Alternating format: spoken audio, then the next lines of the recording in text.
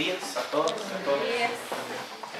El día de ayer, cuando llegué a la oficina, estaba conversando con la profesora Ruth y le comentaba acerca de una noticia que creo que algunos de ustedes vieron. Después del atentado terrorista de la matanza en Orlando, algunas iglesias en los Estados Unidos celebraron la matanza y dijeron incluso que Dios había enviado al tirador y que se lo habían buscado. En ese momento, y al hacer la reflexión del Evangelio que corresponde a este domingo siguiente y que nosotros celebramos hoy, la pregunta por ¿quién dice la gente que soy yo? Resonó directamente. Cuando los redactores de los Evangelios empezaron a condensar lo que las comunidades cristianas habían conservado, este fue uno de los textos más conservados y que encontramos en los sinópticos presentes en reiteradas ocasiones, y esta pregunta, ¿quién dice la gente que soy yo?, está presente en los textos. Sabían que la pregunta por la identidad de Jesús era algo que las comunidades iban a seguir preguntándose siempre, hasta el día de hoy. Lucas sitúa esta escena de la confesión de fe de Pedro en el contexto de la oración de Jesús. Es muy interesante. A diferencia de otros textos donde no dice nada acerca de esto, Lucas dice que Jesús estaba orando solo y después estaban los discípulos allí con él. Entonces, hay que recordar que en el Evangelio de Lucas el motivo de la oración es el motivo de las decisiones importantes. Los momentos más trascendentales en todo este Evangelio transcurren cuando Jesús está orando y cuando la comunidad, posteriormente en Hechos de los Apóstoles, está reunida también orando. Entonces, marcan el camino, un camino que inicia desde Galilea y que va hasta los confines de la tierra, que es el texto que encontramos en Hechos de los Apóstoles, cuando Pablo va a su destino final, que es la muerte, pero no nos lo dice, simplemente nos lo insinúa. Ese camino se abre y en medio de la oración Jesús pregunta por su identidad, pregunta por quién dicen que son los demás. Jesús pregunta primero por los otros. ¿Quién dicen los demás? ¿Qué dicen los otros? Que soy yo, los que están fuera del grupo, ¿verdad? No los que están dentro.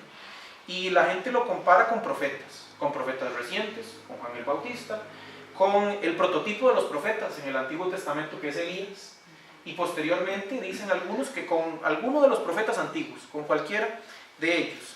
Pero luego, y acá viene la pregunta difícil, que no era la primera, sino, ¿ustedes qué piensan? ¿Quién dicen ustedes que soy yo? ¿Verdad? No los demás, sino ustedes.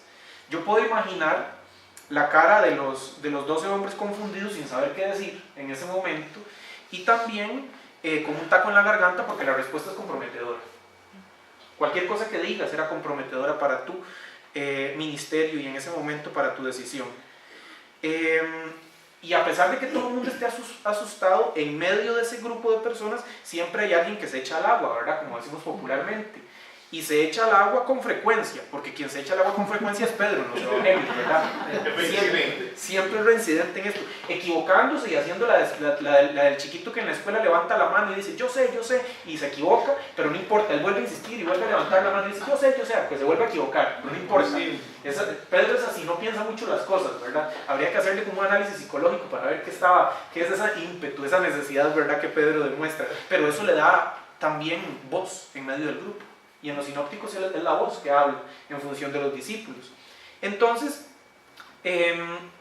la respuesta de Pedro, a diferencia de lo que irá a hacer capítulos después, que es negarlo, en este caso es una afirmación de fe clara y firme, lapidaria. Eres el Mesías de Dios, eres el Cristo de Dios. El mesianismo se confiesa directamente y Pedro representa la voz de un gran número de seguidores de Jesús, de la iglesia cristiana naciente, que vio en Jesús algo más que un profeta, que vio en Jesús a alguien en quien por sus acciones, por su fuerza, por su mensaje, se podía vislumbrar cómo era Dios. En él, a través de él, se podría ver cómo era el Padre del que Jesús hablaba. Esa idea principal. Jesús, para la primera comunidad cristiana, es el rostro humano de Dios. Es la forma en que Dios, lejano, distante, trascendente, se hace presente. Y ya no es lejano ni distante, sino que está en medio de la comunidad. Y si Jesús está presente en medio de esa comunidad, viene la pregunta siguiente. nosotros podríamos cuestionarnos, ¿por qué les dice que no digan nada? ¿Por qué les dice que se callen? Que no lo anuncien. ¿Por qué la prohibición? ¿Verdad? Varias respuestas se han dado, pero dos de esas son como las más aceptables desde el punto de vista histórico, digámosle así, que ustedes saben que decir Mesías en el siglo I era complicado, podían entenderlo muchas cosas. Entonces, y todavía posteriormente al siglo I existieron muchos Mesías y muchos mesianismos, y Jesús tenía conciencia clara de esto. Entonces hay que tener cuidado con eso. Pero además, y creo que es la respuesta principal, porque hay que ubicarla en el Evangelio de Lucas, el texto siguiente que también hemos leído es el texto del primer anuncio de la pasión. Jesús dice que el Hijo del Hombre va a tener que padecer y sufrir mucho, porque el concepto de Mesías popular es un Mesías triunfante, es un Mesías victorioso, y Jesús dice, no, así no se entiende de la otra forma, se entiende cercano a la cruz. Pero por eso es que posteriormente nos va a decir que hay que tomar la cruz y seguirle, ¿verdad? La victoria en este texto no está en el reconocimiento, sino en la entrega por amor. No se trata de la fama y la fortuna, sino de tomar la cruz, abrazarla, pero no con espíritu masoquista, que este es el detalle muy importante. No con un espíritu masoquista. Los cristianos no somos masoquistas, ¿verdad? Pues el sufrimiento forma parte de nuestra condición como seres humanos y debemos asumirlo. No se trata de buscarlo, Él va a estar allí.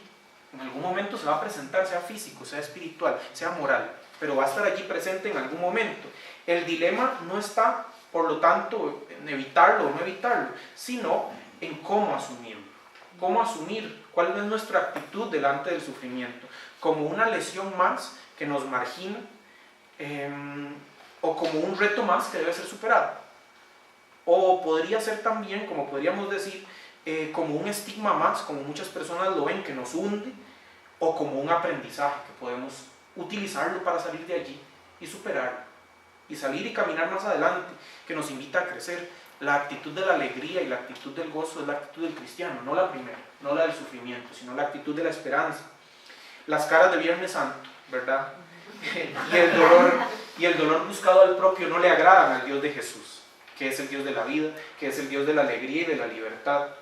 Me es imposible, volviendo al punto inicial, hoy no volver la mirada sobre las víctimas de la matanza en Orlando, pero no solo sobre ellos, que no eran solamente una comunidad LGTBI, sino que eran personas. Lo que pasó allí fue lo mismo que pasó en París, y es lo mismo que pasó ayer en Kenia también, y lo mismo que pasa en Siria todo el tiempo, ¿verdad? O sea, yo no puedo olvidar que mueren inocentes por su fe, por su raza, por su condición de piel, por su situación migratoria. Sus asesinos ratifican la idea de un filósofo danés, me parece, Søren Kierkegaard, decía que solo la religión hace que gente buena haga cosas malas. Él lo decía con una ironía y con una crítica fuerte en un libro que se llama Temor y Temblor, sobre Abraham e Isaac, y decía, es que Dios le mandó a matar al hijo, entonces él no lo cuestionó. Entonces, como ellos creen que Dios los manda a matar, no lo cuestionan, y lo hacen indistintamente. Entonces, se sienten héroes, se sienten santos, autorizados para ir por encima de la misma dignidad humana.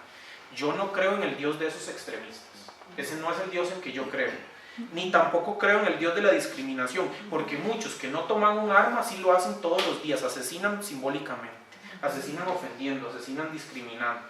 Entonces, ese no es el Dios que Jesús proclamó, ni es el Dios en que nosotros creemos.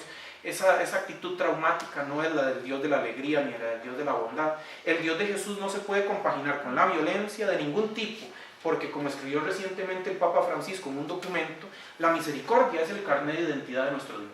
Es la misericordia, el carnet de identidad de nuestro Dios, el rostro de presentación. Perder la vida por Él no significa perder la vida, sino donarla, para que cada día nuestro sea signo de resurrección en medio de nuestro caminar. Y vamos a seguir reflexionando en torno a eso. ¿Qué pasa?